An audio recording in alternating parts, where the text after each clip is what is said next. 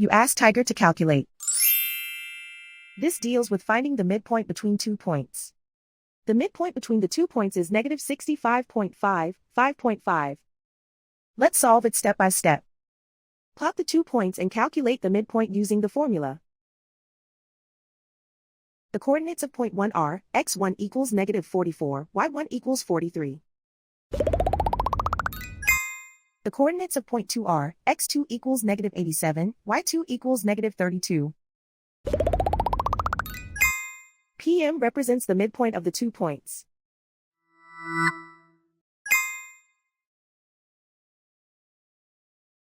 Use the x values in the midpoint formula to find the midpoints x. x1 equals negative 44. x2 equals negative 87. Simplify the arithmetic.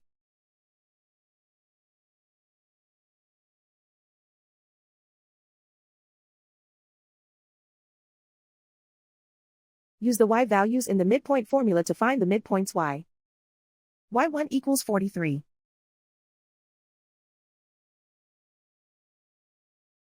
y2 equals negative 32. Simplify the arithmetic.